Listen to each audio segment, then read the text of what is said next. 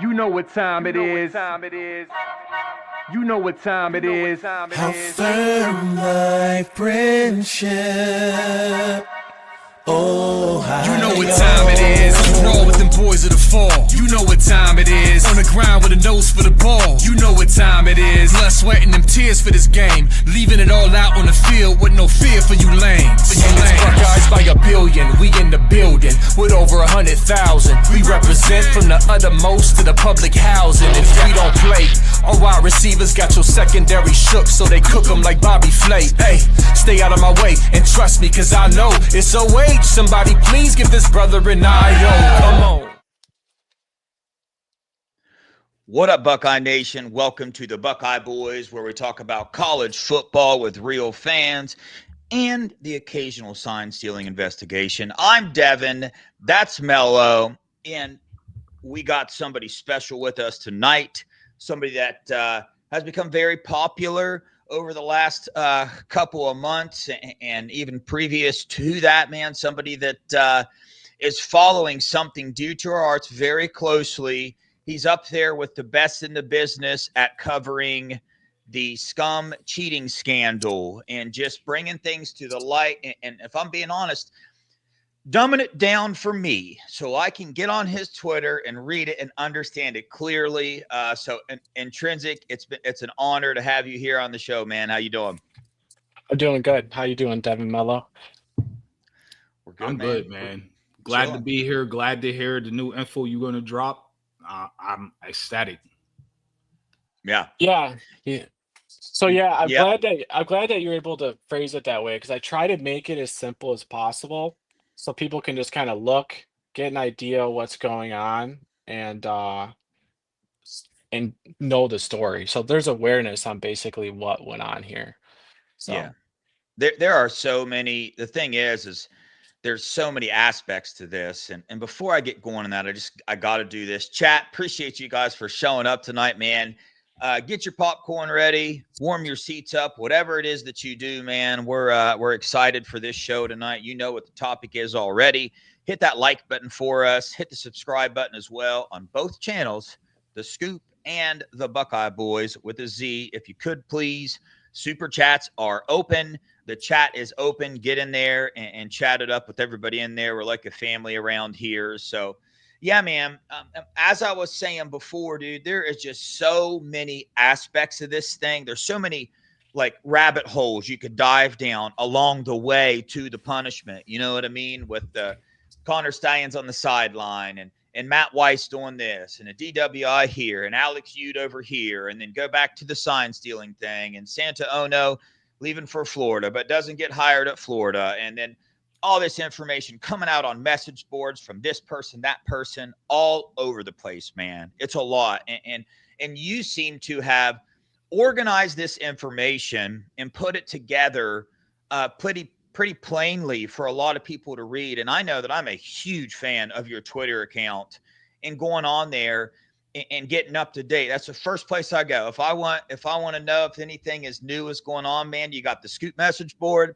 and you got Intrinsic's Twitter page, man. So you're tearing it up. But one thing I wanted to dive into tonight is we feel this punishment could be more imminent than it has been in the past, right? We've always said timing is dicey, right?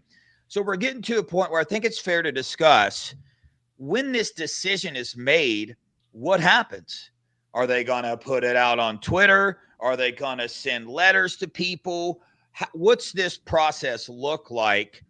And how soon could we potentially see this, man? So I'm going to pull up something from your Twitter that I think will help us along the way here, but let us hear it, man. yeah, so first off, these decisions when they're released, even if it wasn't this high profile of a case, it's all planned. There's a process. Everything that the NCAA and the Committees on Infraction does is according to their bylaws and their internal operating procedures. So in a case like this, they're going to follow that because they have to. So when you're looking at how this is going to unroll, which is where we're all at now, there's a process. And part of that process is giving the named individuals, which are like your Connor Stallions, your Jesse Minters, your Jim Harbaughs, and the institution itself, which is be the president in this case, since it's an institutional violation, they have to give them some type of notice, and that is the decision. So what I'm looking for, and so basically what they do is they give them that decision, and then they have a release thereafter. And generally, what that does is it kind of starts a shot clock, as I call it. And in most cases, you don't have issues with named individuals leaking things. So, so to my understanding, once they give the notice or the decision to these people, that is when we're going to see a whole bunch of noise and a whole bunch of chatter. Because as part of that, none of those people can leak what the decision is, or they'll face further sanctions. So it's almost impossible to keep a lid on it because a lot of these members aren't cooperating already, like Stallions, like Harbaugh. They're not cooperating and they're talking when they're not supposed to be. So I believe it's going to happen very fast when it unfolds. There'll be some chatter. I think they're going to give them like an hour notice, 2 hour notice at first, as opposed, I thought it might be like a day notice. Because in other cases, how it's worked is like on a Wednesday night or Wednesday afternoon, they'll give them the notice and then they'll tell them they're having a press conference next week. But I don't think they can do that in this case because as soon as they tell someone like Stallions, as I mentioned in my post, he's going to call up Isaiah Hole and tell him, hey, look at this is coming. So as of right now, that decision has not been released. So we know that. So we can almost all but guarantee that it's not going to be coming out tomorrow morning. If we go from there, I do believe this 1 to 3 weeks that we're in after this Big Ten media day is when the decision is going to drop. So we are like on decision watch at the moment. But the thing that I'm keeping an eye on, and hopefully I'll be one of the first to do this, but a lot of people are looking for it, is when that decision goes down, their message boards are going to light up because the Chris Balasses, anybody who wants to prove that they're an insider and worth something will mention it because they just want to feel self-important. So that's where we're at now, is waiting for those named individuals to get that notice that it's coming, and then they're going to hold a press conference. So I think it's going to unravel very quickly. Yeah.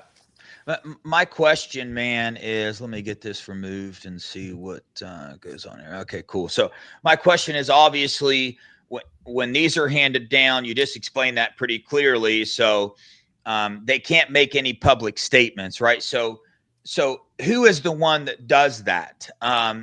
Is the president of the school going to come out and make an announcement, or did you read into that as to how this gets announced? I'm almost certain they're going to have a press conference for something this important. Sometimes they'll have like infractions, like they'll have an upload with their decision. They're going to do that at the same time, but I believe they're going to do it simultaneously with the release of the decision. So I'd expect there to be a press conference in which they go over what happened, because this is a very high profile, serious case. Yeah. As everyone who's watching knows. So I imagine you have a press conference. And one of the things too, how silly would the NCAA look at this press conference if they went light on them? Because there's a lot of coaches paying attention right now to what's going on. So yeah, no doubt about it, man. The interesting thing about it is when it says that it's a violation, right, to go public with any of this information. But what do we know about the team up north along this entire way, right? That they will leak things accordingly to give themselves better PR. So you almost wonder, man, right, if they see something kind of like that. I think it was the NOA draft or some draft. I forget what it was, man, that supposedly only part of it got leaked, and the part that got leaked was supposed to kind of shed light on it, make it look more positive, when in turn you dive into it and it makes it look really, really bad, kind of similar to Trevor trying to leak that he read the CMU NOA, and he tried to put that out there and make it look more positive and beneficial for them, when in fact, if you dig into the truth behind it, like you brought up so well on your Twitter page, that COI hearing, they lost that, and that evidence got implemented into it. So really, if you dive into that as well, it makes it look even worse for them. So you got to wonder. Well, it's even worse than that. So yeah, right, we're at right now, if you're listening to this, it's like, okay, a lot of this stuff I know, whatever, how it gets released, I just want it to come out. I get it. What they're doing right now is they're trying to run in front of this story. So Trevor McHugh runs in front of the CMU story, claims he sees the NOA on Twitter. Basically, like, I seen it. Look at that. All of a sudden, Stallions is he's working for Central Michigan now. It's completely nothing to do with us, which obviously is an outrage. But he runs ahead of that and basically slam dunks that Stallions somehow Michigan's help, because Stallions was separate on the NOA for CMU, which doesn't make any sense because it still has nothing to do with Michigan's NOA and the fact that they didn't monitor him. But then you have the other one, which is this Dot Man guy. Yeah, so you pulled up. Yeah, so the one that you just pulled up on screen there, literally he goes to his private message board and then says, I have not seen the NOA. He literally says that. So why is he posting all this? And even funnier than that, the Detroit Free Press reaches out to Central Michigan for a comment, and then Central Michigan says, we haven't even received the NOA. How weird is that? So he's slam dunking that he has the NOA, and this is all great for Michigan, and Central Michigan's like, we don't even have it. So I don't understand why their media needs to lie. But I think if you just kind of follow what's going on here, is they're trying to get ahead of the punishment that's coming, and they're trying to plan how they're going to sell it to their fans, because this entire time they've said nothing's going to happen. I mean, these people said Sherrone Moore wasn't going to even get suspended. You understand, if you're I almost feel bad for these people in a way, because they're looking up to their insiders to tell them, or just, this is credentialed media. So this isn't even like conspiracy board message boards, which it actually kind of is, but their people are literally telling them nothing's going to happen this whole time. And next thing you know, Moore has a suspension. And so I think they're figuring out they're being misled, and Michigan media is trying to sell it to them. So, but the next thing that I kind of want to get into is that I've been covering that amended NOA story and how important that material evidence that they lost was. Well, we got a leak from this guy Dotman, who's one of the senior people at their MGO blog. Anyways, Dotman came out and said the amended NOA had to do with Central Michigan. But he sold it as, oh, it's a small thing. It's just because Stallions was involved. And that would not be material evidence. Now, if they were colluding together, it would be. So that's something that we'll have to see if it pans out. Because if you follow the dashboard on CMU, that decision was hidden. It should have been released within a week after the NOA was sent out, and over a month has gone by, and then it finally comes up. So there's a bunch of weird stuff between CMU and Michigan that people are trying to figure out. And I don't think, as far as the sake of discussion, we're going to find out when the decision comes, but I would be surprised if there was collusion between Central Michigan and Michigan as far as something that ended up being material evidence for the NOA, which strengthened this being a failure to monitor case, which if you're just now hearing this, that's the hammer. Yeah, that makes sense what you're saying. Like what they tried to, I guess it was Dot Man, right? What Dot Man was trying to say, and their media and their message board warriors, essentially trying to say, well, Connor's reasoning for being there wasn't to help the team up north, right? It was there to help CMU. And to me, it's pretty obvious, man, that these NCAA like bylaws and laws that they or rules that they have, they're some of them are pretty black and white. You know what I mean? That is, failure to monitor. A head coach is responsible, right, for his staff and what they do. So the fact that he was there, right, while being a staff member for Scum, that's the violation. At that point in time, it's like he could have been there videotaping the game. It doesn't really matter, man. He was there, and that's the violation. But that's the pattern, man. That's the pattern. That's what they do. This isn't like some groundbreaking news. When they leaked that Big Ten letter, Mela, let me know if you remember this, dude, because when the guy said he read the Big Ten letter and Tony Petitti said what he said, that, hey, go light on them. And we all said, well, dude, that's standard practice, right? Every commissioner of SEC Big Ten. I said, don't be surprised if something else gets leaked here soon, right? To make it look good for them. Right. So it's the same pattern over and over again. Try to say that you saw or you have some information that's going to bring this punishment and this whole scenario more of a positive PR presence, right? For their recruits, for whatever. Because listen, we're in the recruiting world pretty heavy. And it's not a secret that they are, that they were telling recruits that they don't expect vacated wins or any bowl bans. So, like, that's not a secret. Well, we know that, man. So you guys have been told that, because that's one thing. Because that's one thing that frustrates me, is because I'm expecting a 2-year CFP ban. That's my prediction. That's not. But regardless, is if you are a coach, if they say this is so wrong, you did this right before the season, these players had no idea that, because we can all agree the players who weren't involved with this, it's not their fault.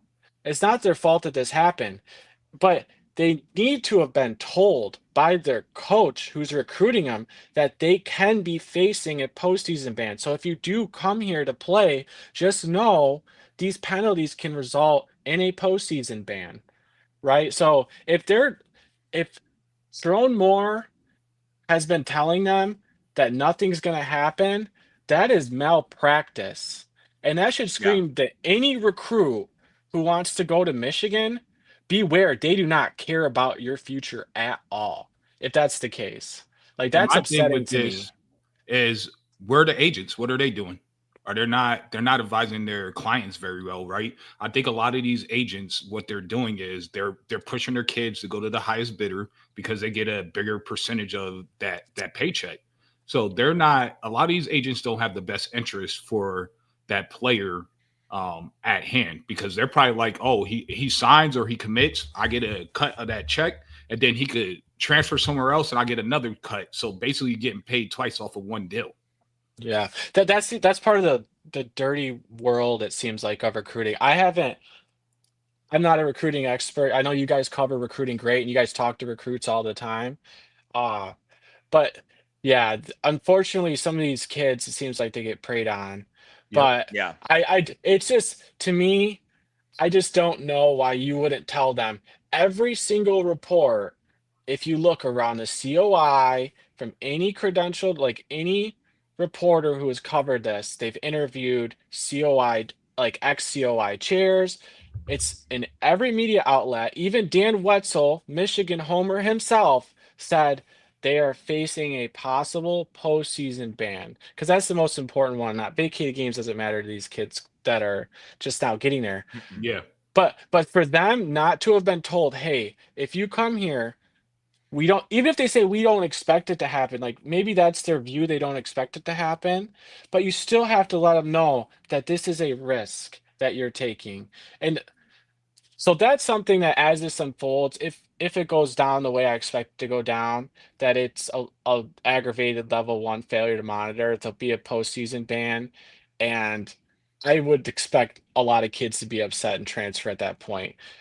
Yeah, I mean, I made a post earlier, and we talked to several recruits and stuff, and that if you were to think in your head, hey, I wonder if recruits are going to leave if they get hammered, the answer is the obvious answer. That's what they are thinking. To Yep. very few that we have spoken to, I mean, that's what it is, man. We got Yep. told that way back when. Like, they're aware, right, of kind of what's going on, and you got to pick a side in this battle. You either think that this punishment is coming, or you don't. But what I want to do now, man, I want to take a bigger step back, because you ask yourself, all right, when is this punishment gonna drop? The question everybody wants to know. And timing, as Nevada says, it's dicey, man. It's dicey. But here recently, there's something going on, man. There's a shift that I think when I talk about it, you're gonna. I mean, we talked about a little bit backstage, but there's a shift going on. It's the moving of the goalpost that they do. They try to do a brilliant job at, but it's just absolutely ridiculous. It's the no, that was not Connor Stallions to yes, okay, it was Connor Stallions, but he was there to help CMU. It's that moving the goalpost. So we have went from no, it's nothing. There's going to be no punishment. Insiders were putting that stuff out in the beginning. Don't expect anything from this.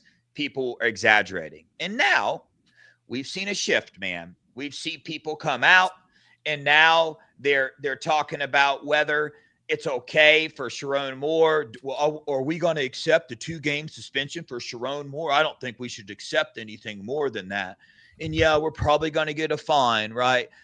But you're starting to see some people switch a little bit, man. They're switching sides. They're kind of coming over and kind of seeing the writing on the wall, man. And these are the same people that, are used to back up that program to the fullest, put blinders over their eyes and act like they didn't hear or see anything, or act like they made something up that they saw or that they read, right? But now you're seeing it. I mean, I saw the Uncle T today.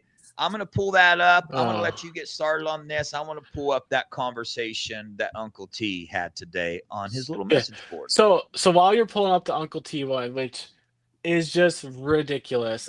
When I say we, I have help. When I do these posts, there is a team of people who are helping me get this news out as fast as possible. And they just do it because it's almost like a crowdsourced movement against cheaters, essentially. But regardless, you're starting to see stuff like, well, I guess Connor Stallions, he didn't cooperate as good as we thought. Really? Like, since when have he lied? And you could see it in the Netflix special that he lied. But now they're even turning on him like, dear Connor, I know you're able to see one. I'm begging you, you weird human being, please go pound sand and get away from my football program. Thanks. And then Chris Bayless, yeah, there you go, right there. Chris Bayless is like, yeah. It's like, oh, so now you guys are turning on Stallions. I thought he's your hero. So anyways, you're starting to see them shift. Like, now we're going to figure out who are we going to blame. Are we going to blame Stallions? Are we going to blame the NCAA? Are we going to... They're gonna have to blame somebody because they're going to look really stupid on this. But yeah, bring up so Uncle T's story is completely insane. Him and Chris Blas have been in bed together from this ever since this thing started as a joke. So that's when all of a sudden Uncle T, this is going way back to the beginning of this. They've been accusing Ohio State of stealing practice footage. And now, so there are two main things that Uncle T is doing. This is his new purpose in life now that he's been kicked out of the football program or the booster program. His new thing is attacking whistleblowers and promising that the goods will come on Ryan Day's brother, which it's insane. It's yeah, bro. It's flat out insane. So some of this I'm not gonna read because it's not child friendly. You can read it if you're looking at it, but essentially he's accusing Ryan Day have of have stolen practice footage, and it's going to be released. He's saying the only reason this started is because of Alex Ude turned on them, not because of all the stuff they did, just because a guy who isn't even being charged with a crime, because he's special needs or something. I don't know. He's not being charged with a crime, but somehow this guy needed to go to the NCAA and turn fake evidence on them. I don't even know what he's saying. Like, but yeah, then he's talking about, oh, we're going to fight him in court. The discovery is going to be amazing.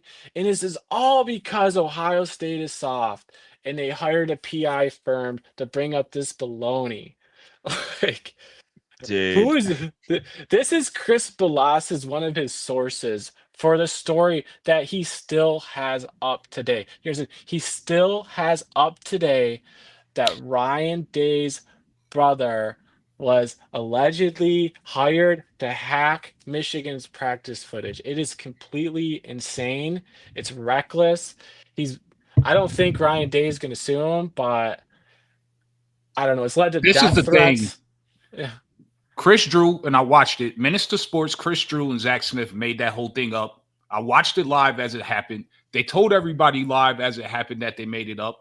Even as it got ran with by the Team Up North media, they came out and said, "This is not true. Are you idiots?" They just addressed it a couple of weeks ago because I tagged Chris Drew in the thing. Like, look at these idiots still running with your story. So they addressed like a 15, 20-minute segment right in the beginning of this show going at Chris Bayless or whatever, however you say his last name, is irrelevant at this point because the thing that gets me, besides all the projecting that the Team Up North is doing, is that their fans still listen to these people that are just idiots. And it's so obvious. You could go back in the YouTube world and go to Minister Sports and you could find the actual episode where they made it up right on the spot.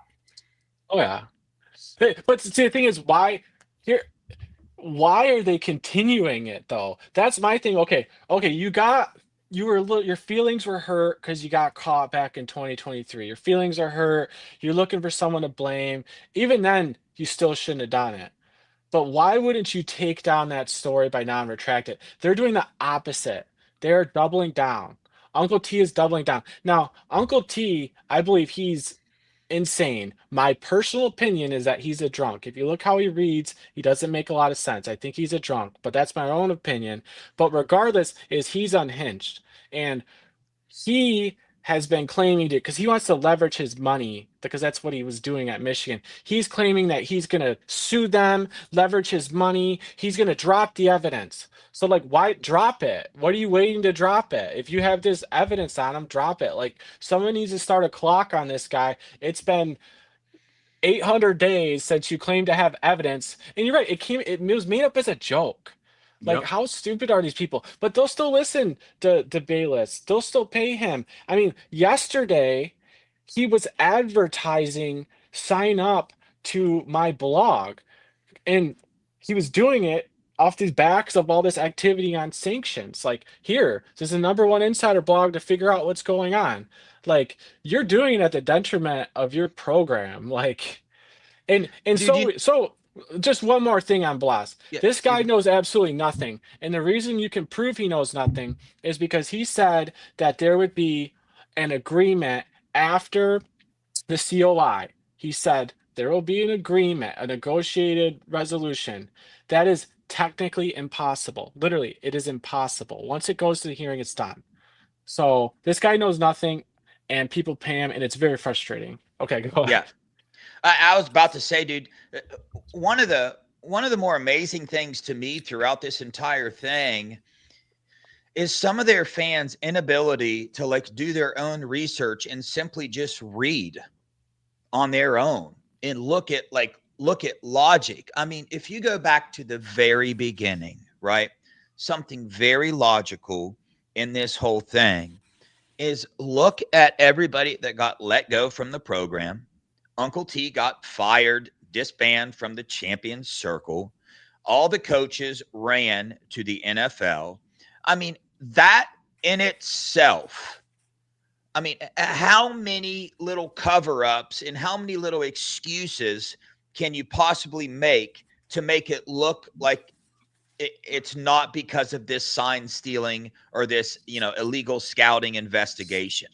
You know what I mean? Like every step of the way, they have done this. They've done stuff like, Trevor did, was saying he read the NOA, and, the COI was because, CMU is backing up scum and saying they had nothing to do with it. And like all along the way, dude, I want to make a list so bad of every little thing and all this evidence that has been presented and all the excuses they make against that evidence. It's like, at what point in time can we just bring common sense into the scenario? Does that make sense? Like, at what point in time can we take a step back and say, yo, dude, I mean, just based off of these select things we can read on the NCAA message board, and the fact that they took it all the way to a hearing and they didn't resolve it.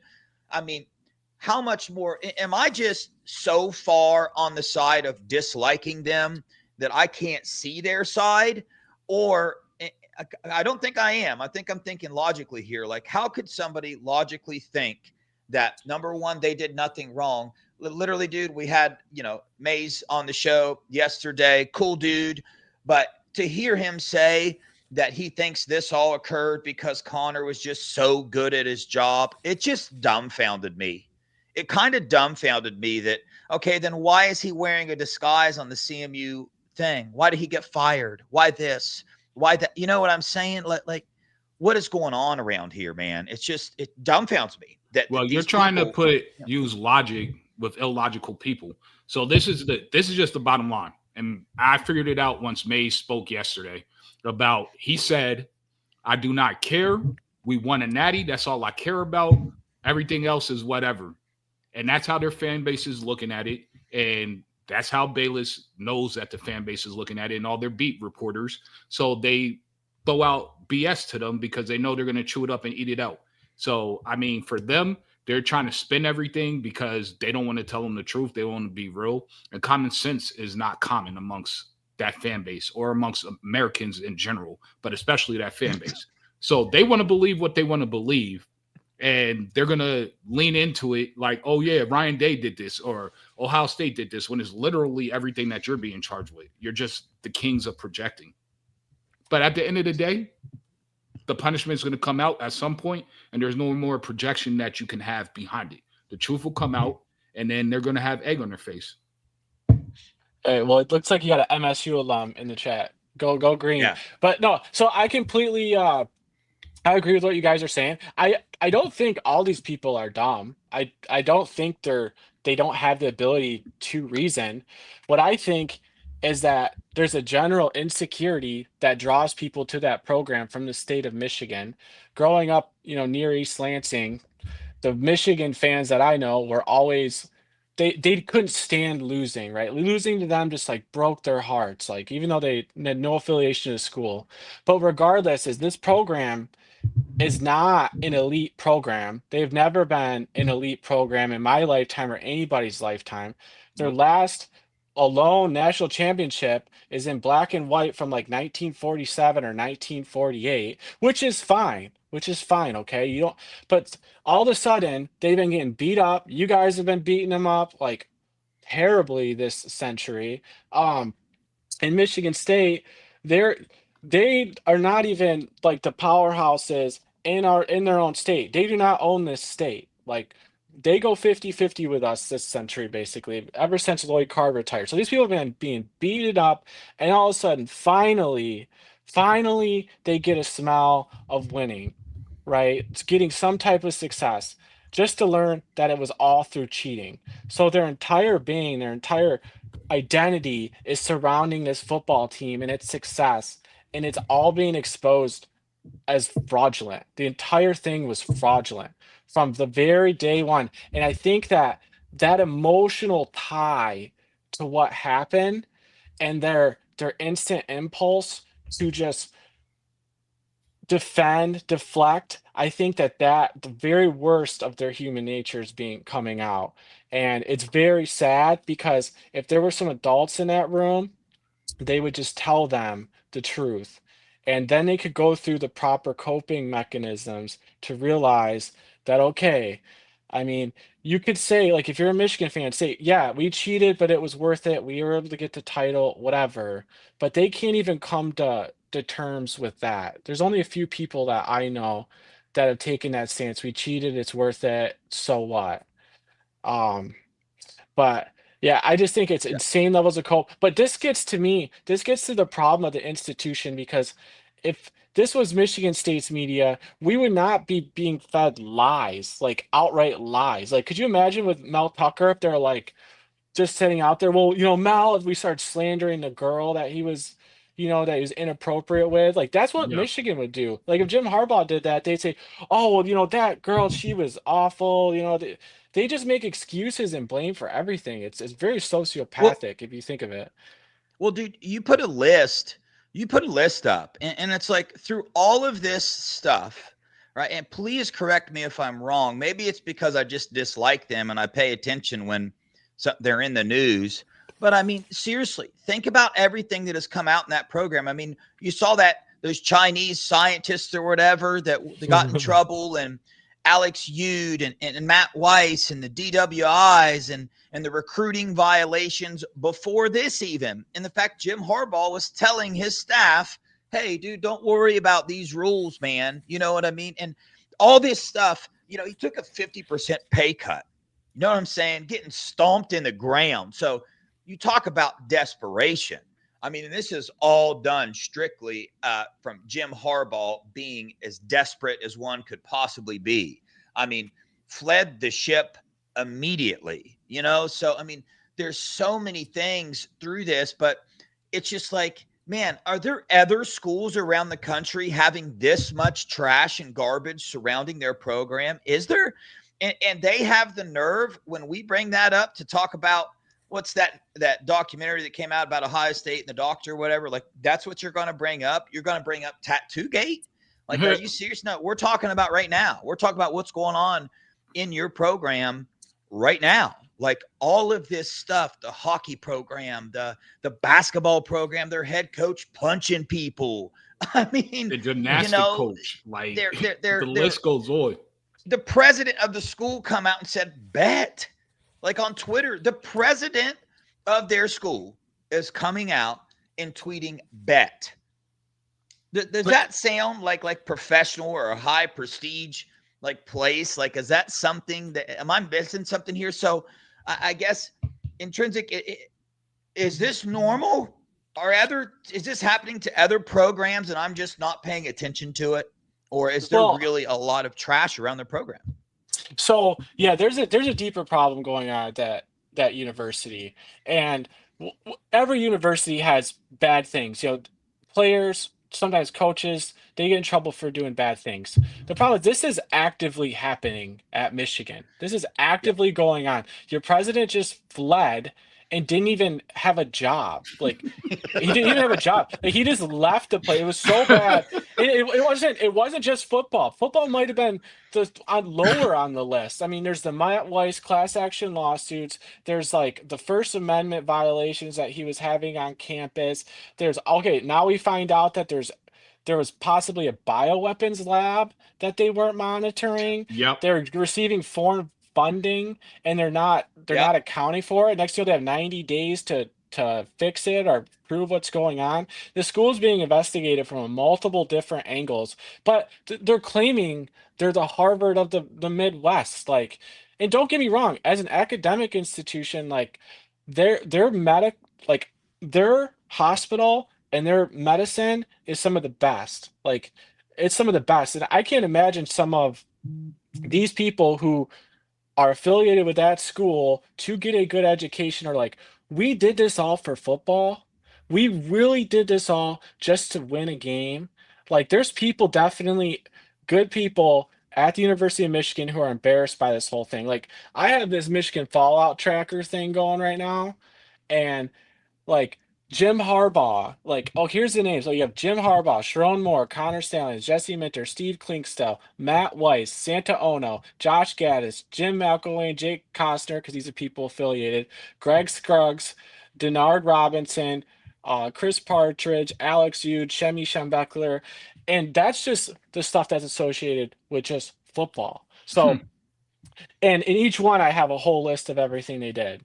I mean, the problem is, this is what happened when an institution is out of control and it's not monitoring.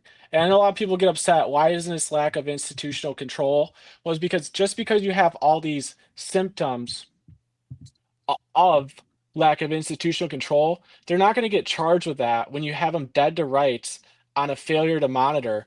Because each one of these instances, like with, say, Connor Stallions didn't exist and he didn't go out and help them cheat for these games. Just the fact that you have a prior level one and Jesse Minter and Steve Klinkstale, who now have NR, so we know that they committed recruiting violations. That right there would have triggered another failure to monitor. Just so you know, they are they are a textbook failure to monitor case. There is not a bigger failure to monitor case than what's on these guys, and for nobody to just, their lawyers know what they're looking at. So I don't understand why. I don't know how Ward Manuel's still there, because Ward Manuel, he should have fired these guys. Like Harbaugh should have been put on leave as soon as this happened, because he was already lying to investigators, which he'd known. Like he lied multiple times over 3 different meetings. Like you have a coach who says he doesn't care about monitoring. Like these are literally what's supposed to be done at an academic institution. I know we all love sports and we all think about football and whatnot, but at the end of the day, these are student athletes. And you're helping raise 18 to 22-year-old kids. Like you need Amen. to have a properly monitor them, and you need to be a good role model to them too. Like I would have serious concerns if I sent my kid to this program, especially with what you're saying now. They're not telling the kids that they're possibly facing a postseason ban. To me, I hope that if someone from Michigan, when this comes down, I hope that they say what happened. We've seen part of that with Joe Milton, him saying, South Carolina, you guys cheated. And he Mhm. was there and he had a rough falling out. If you look when he left, that's when JJ McCarthy came in. He was there for part of that 21 season. He probably knows a lot about the culture under Jim Harbaugh. Um, I think more people should speak up about this, because this it's a story that keeps on giving. I mean, my Twitter, as soon Y- as I think I have nothing to post about, next thing you know, agro terrorists. Next thing you know, Yeah. CMU is like, what did CMU sold themselves out for Michigan? If you look at their dashboard, they were all of a sudden CMU got the Michigan virus, and they're not cooperating with investigators and doing everything Michigan was doing. Yeah. Like, oh Hey no, man, before yeah, go Hold ahead. on. I wanted to ask him a question real quick. hold on, real fast, guys. Please don't forget, man. Hit the subscribe button on both channels, Scoop and the Buckeye Boys with the Z. Hit the like button as well. Thank you, Will Star. Mello.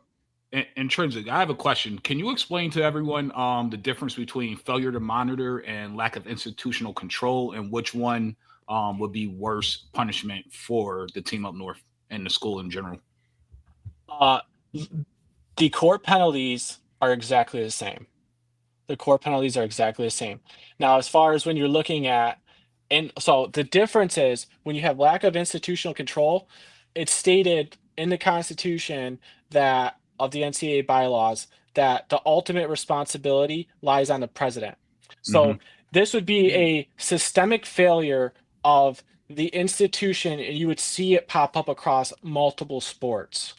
Okay. Or in this case, so if it needed to happen in this case, they would need to have the goods on like Ward Manuel all the way up to Santa Ono, that basically they were instructing compliance to back down. So you would need something that ultimately rests at the feet of the president. It's a very serious charge, but if the core penalties are exactly the same. So if you're the NCAA, I'm sure they suspect, because here's what I imagine they suspect, that compliance stood down on purpose, right? Because compliance should have caught Stallions, should have caught Minter, should have caught Klinkstale, like, because that's what compliance is supposed to do. They're supposed to monitor, and they're supposed to evaluate risk areas. So when Harbaugh in 2022 says, I don't really care too much about, I'm paraphrasing, but I don't really care too much about monitoring.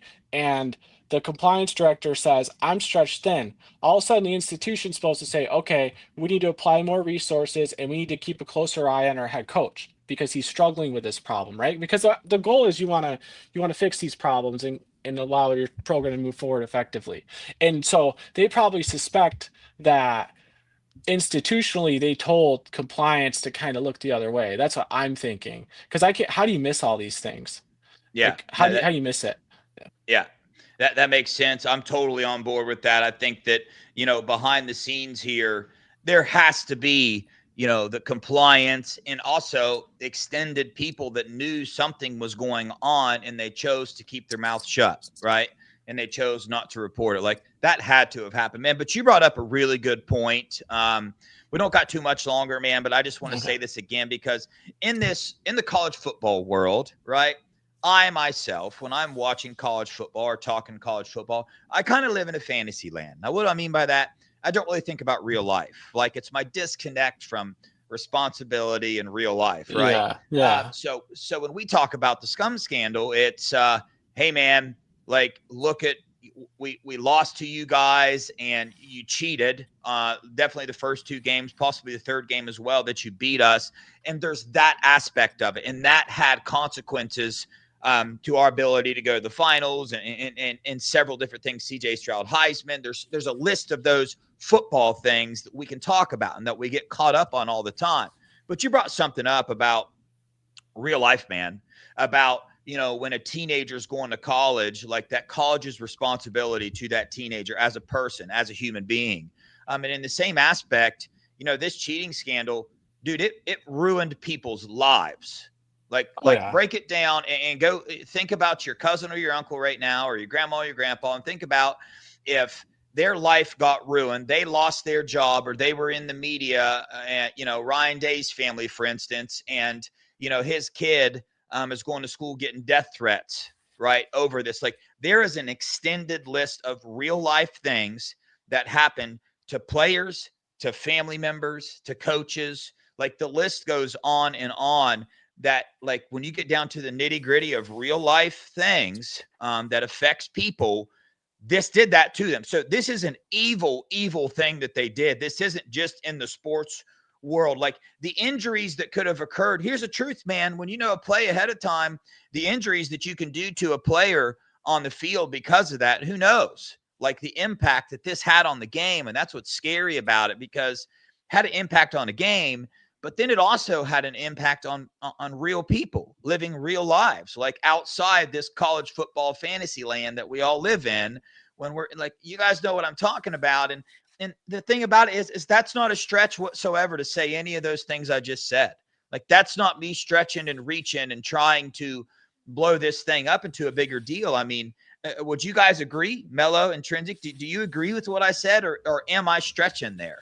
No, you're absolutely 100% on point. You're not even talking about the people that gambled, that have gambling addictions, that might have lost everything now, and that's their own fault. But still, there's a lot of other people out that aren't even into this sport or a participant that were affected by this. So, yeah, I think that's something that's overlooked, and you can't overstate it enough. Because it resides and hits home, especially with Ryan Day and his family and everything that they've gone through. I think they've gotten it the worst. And it's unfortunate, right? Because the first 2 years, obviously, we know for a fact that they cheated. So it definitely affected the outcome of the game. Yeah, no doubt. Well, hold on. The Big Ten commissioner said this had an issue with player safety, not just in the games that already happened, but moving forward, that was a concern. That's why part of the reason with the Michigan State game, it wasn't just about, okay, they're going to have a competitive advantage, which they did definitely go into that game, but it was the player safety moving forward. But how about this? How about draft stock? Right? How about players' careers? And that's what I've been tracking. Is I want to track how these players who cheated to get their jobs, right, are doing in the NFL, and they are collapsing. I have not seen. There's only remember how we heard this is the most players ever drafted from a team. Yeah, well, you guys get bored. Look how each one of those players is doing. Not good. We know. Not good. We know. Like Hey, these players should be great. They should be Yeah. great, right? I mean, the team was so good. Like, why aren't they doing anything? Yeah. Right. Dude, I did not realize it's 8:05 already. Yeah, We got to get sure. off here. But the point, man, as you can see, dude, Intrinsic, you just opened up a whole nother topic that I can sit here and talk with you and Mello about for the next hour. Like all that, man. Yeah. Look Oh, what yeah. it did for their recruiting. Look what it did. I mean, the money that people started donating. Do you think Yep. they donated Yeah. more when they started winning? Because, like, dude, it's just We could never go ending. on. Yeah, Yeah, but it really is. Mello, Mello, you got about 30 seconds, man. Any final words? Mel, thank you for coming on, man. Everybody go follow Intrinsic Value. He does great work over there on X, and he's very well sourced, very well informed, and we appreciate you coming on. We need to get you back on here, maybe when the hammer actually drops or sometime in the future, because this was a banger of a show, and yeah, super chats. Yeah. Pinky in the house, 71. Thanks for the $4.99. So the amended COA didn't come from inside of scum. That is the question. Intrinsic, you want to answer that real quick, and then give in any final words you got for people? The amended NOA came from material evidence, most likely from someone coming forward. Now, who came forward, we don't know. Dotman basically said that it came from something to do with CMU, so prime suspects would be McElwain, Costner, or Amy Folan. So it might have been them coming forward with information that, like, maybe they're colluding or something. We're speculating, but it came from a whistleblower, essentially. Someone came forward with material evidence. Yeah. Well, we got another one. Jerry, thanks so much for the $9.99. Would you rather have TNT wins vacated or have a 2-year bowl ban? And what's most likely to happen? I'm going for the bowl ban. Mello? I want the bowl ban. I want to affect their future recruiting. Yeah. I want the bowl ban. Bowl ban. Yeah, bowl ban. Yeah, for sure. I want both of them is what I want. Yeah. But hey, Intrinsic, man, thank you so much for coming on, man. Keep doing what you're doing, bro. It's absolutely amazing. Somebody to put the time and effort that you're into this. We appreciate it a lot. It's not just Ohio State fans. That's proven. That's this other rumor that's flying around that they like to do on their message boards, and we could dive into that as well. Me too, Bugsy. Sorry. Yeah. But hey, we appreciate you, man. We're definitely going to have to get you back on here. No doubt about it. But pleasure talking to both of you. Thanks for having me on. Absolutely, yeah, brother. For sure. On that note, we appreciate you guys. We love you guys. Go Buckeyes. OH. IO.